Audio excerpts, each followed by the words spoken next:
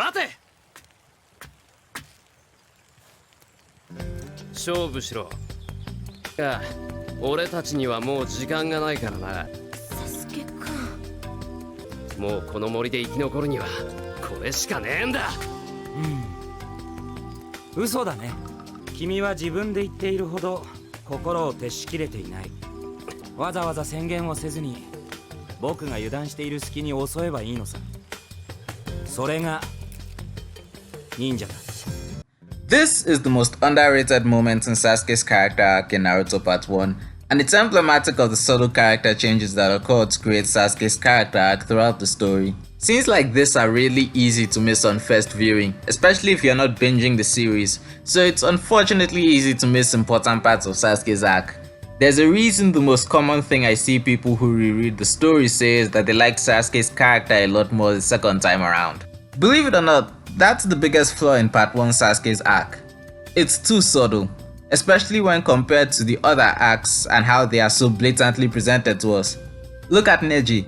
His character arc is bookended by speeches on his worldview that make what's happening extremely obvious to the viewer and is punctuated by a punch to the face. And while Sasuke's arc does have its own share of speeches and punches to the face, these are all built on a more subtle foundation of who exactly Uchiha Sasuke is. And so, in celebration of his birthday, which fortunately lands right on the date I release a video, I'm making this video to explain why Sasuke's character arc in Part 1 is the best arc in the entire series and the foundation that led to him becoming my favorite fictional character. My name is Sasuke Uchiha.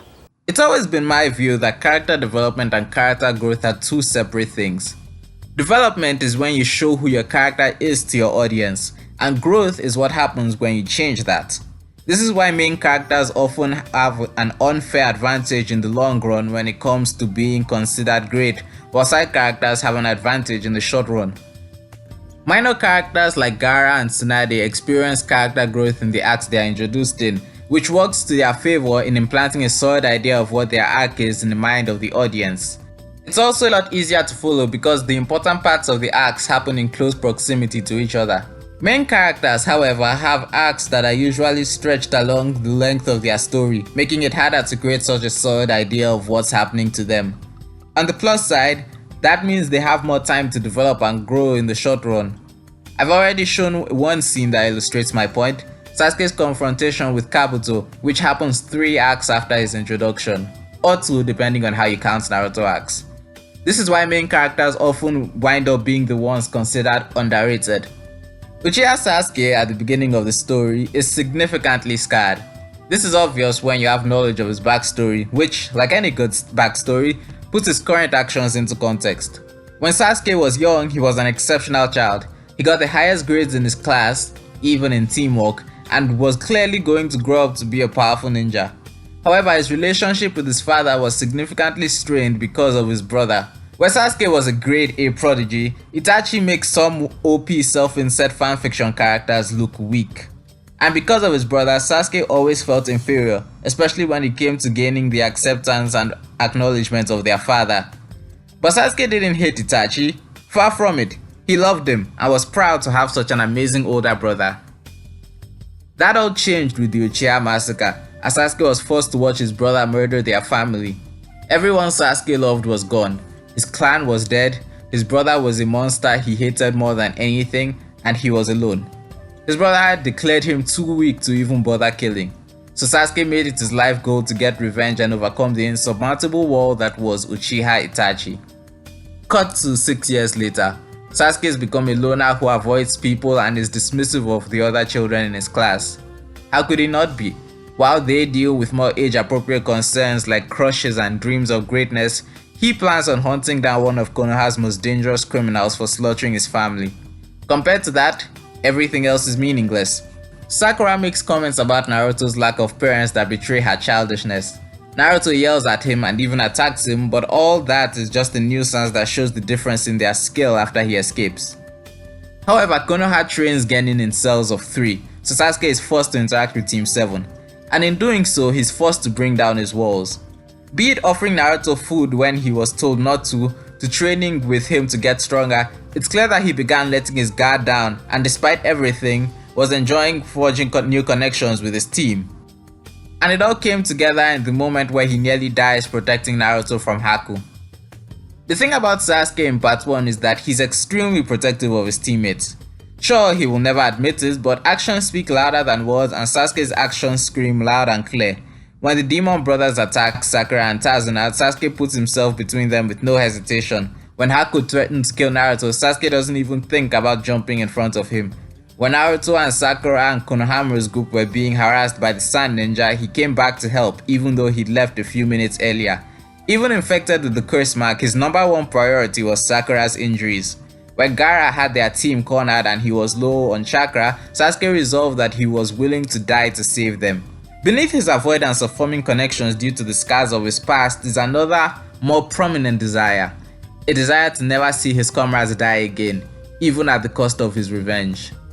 Sakura はお前が意地でも助け出せ。Sakura 担いでさっさと逃げろ。少しなら今の俺でも足止めできる。俺は全てを一度失った。もう俺の目の前で大切な仲間が死ぬのは見たくない。ここで終わるなら俺はそこまでのやつだったってことだ。For all the edge he presents, Sasuke still has moments that show a level of softness to him. Before the Chunin exams even began, he noticed that Sakura was feeling down and took steps to raise her self-esteem.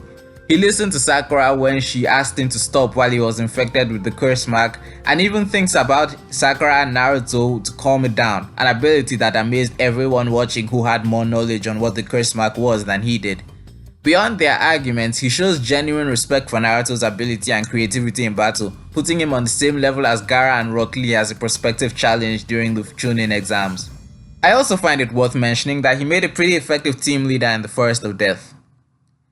However, that's all just very important setup to Sasuke's future, a setup that gives context to the next section on his character growth. All these years, nothing has changed. How can it be? Sasuke isn't just in a unique position because of his long development, but because of how different his arc is. He's the only one with such a character arc in Naruto, outside of a flashback, and he made it so iconic every shonen rival after him is looked at with the suspicion that they may do the same. And that's because he has a negative character arc and fell to the dark side. We've seen countless stories of heroes either being tempted to turn evil or even trying to keep their friends from doing the same, but it's extremely rare to see them fail. And yet that's what happened with Sasuke. He went to Orochimaru and Naruto failed to stop him or defeat him and bring him back. Sasuke's turn to the dark side was meticulously planned to take advantage of the darkness within him and force him to make the conscious decision to embrace it. Throughout the Forest of Death section of the Chunin exams, it's repeatedly shown to the audience, and more importantly, to Sasuke, that he is not as cold a ninja as he pretends to be. お前は弱い。憎しみが弱いからだ。憎しみの力は殺意の力。殺意の力は復讐の力。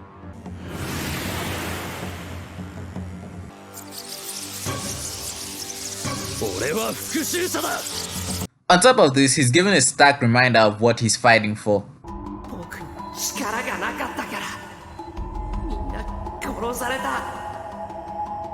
While it's a positive showing of his character that Sasuke is willing to give up his revenge to save his team, it's completely antithetical to his greatest ambition. And to make matters worse, to Sasuke, it appears that he not only is failing to get stronger, but Naruto is succeeding where he failed.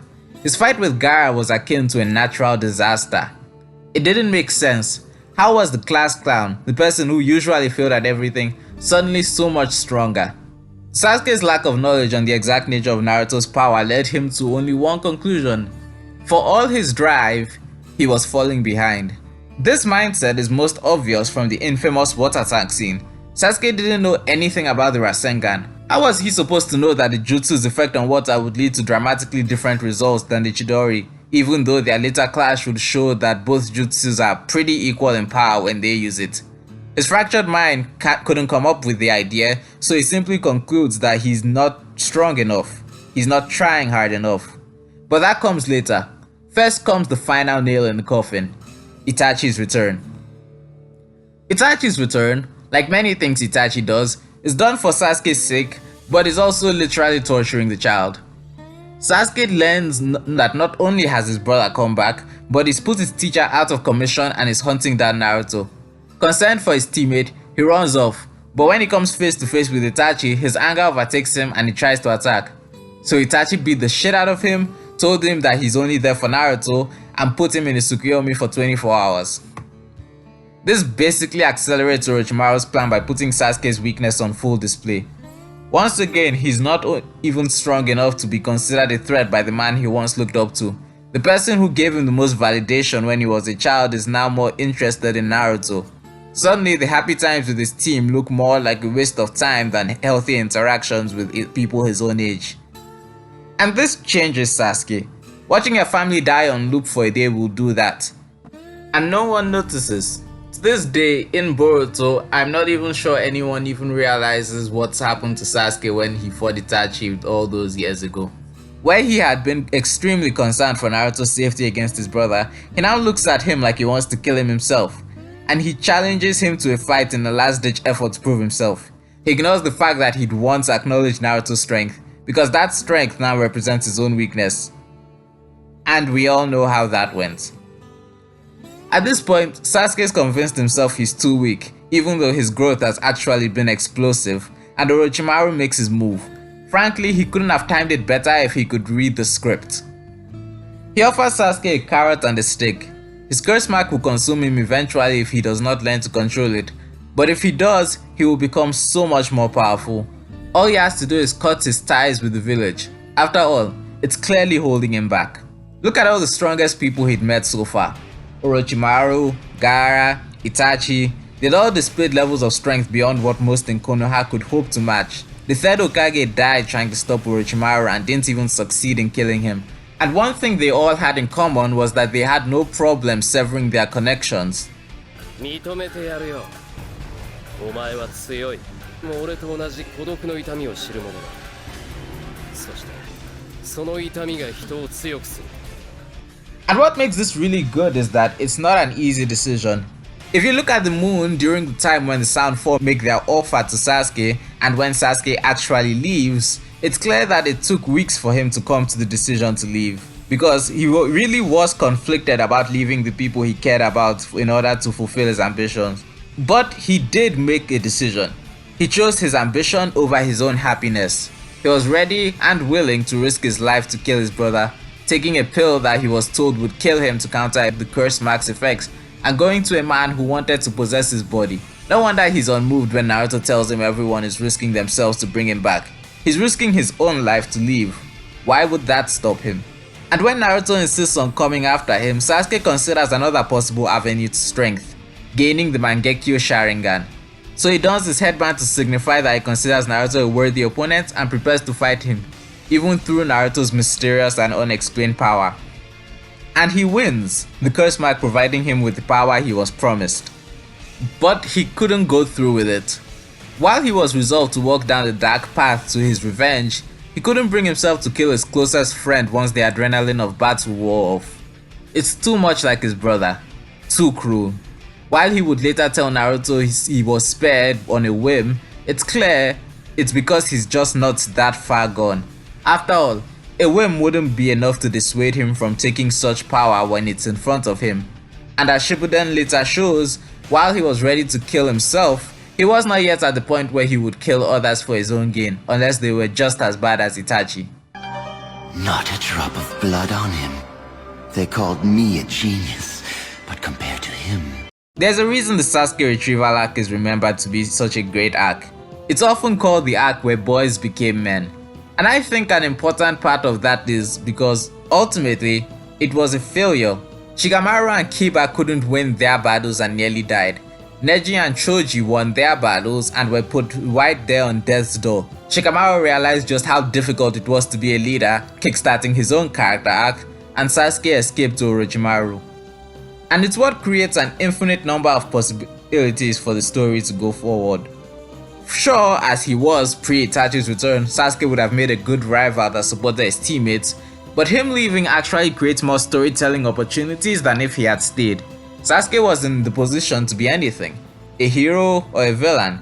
He's shown the willingness to fight for what he wanted even against his friends, but also showed a capacity of mercy that's simply absent from pretty much every other Naruto villain. And he had 3 years to be influenced by Orochimaru. Who could say what would happen? Anything could happen. And Naruto had to contend with the biggest failure he'd ever experienced and learn exactly why he'd failed to convince Sasuke to come back. And make no mistake, when you think about it and look back, it's obvious why.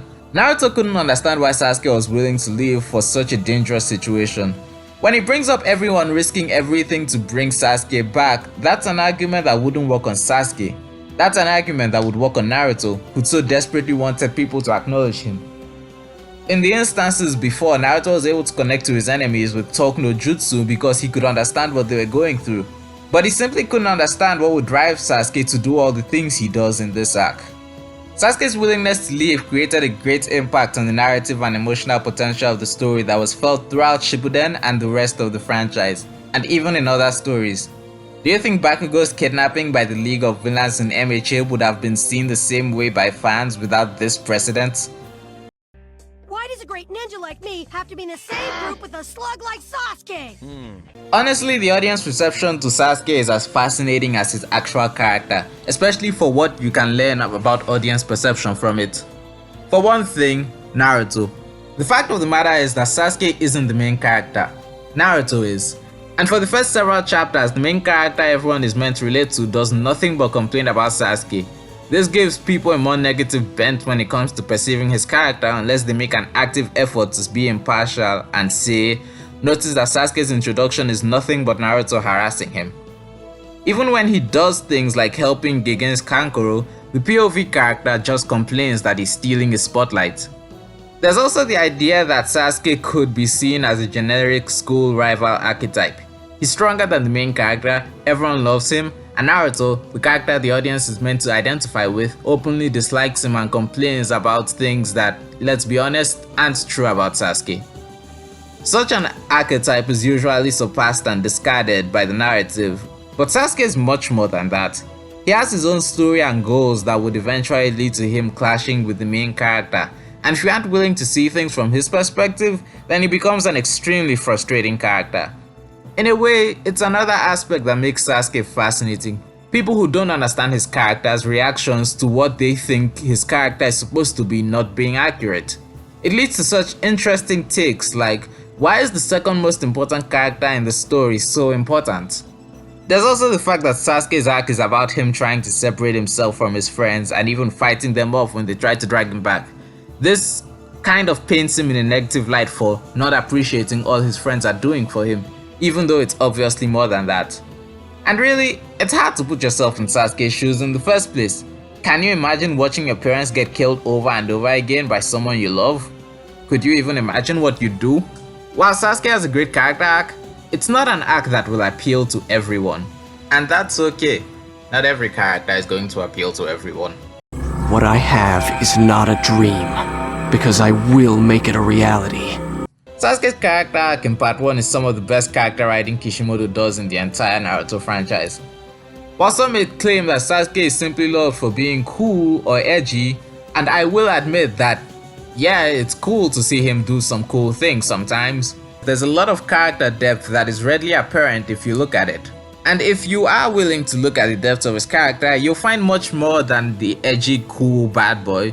You'll find the fall of a genuinely caring, if cold child to the dark side due to the negative influences around him fueling and taking advantage of his hatred. When Naruto had Iruka and Jiraiya to guide him, Sasuke had the likes of Orochimaru and Itachi. And that makes him both an excellent character in his own right and a great fall to Naruto's journey. But of course, that becomes a lot more relevant in Shippuden. God, this video is so long, and I've been planning on making it for such a long time. If you enjoyed this video, please leave a like and put your thoughts on it in the comment section down below. And also please subscribe for more content like this or check out my channel. Thank you and good day.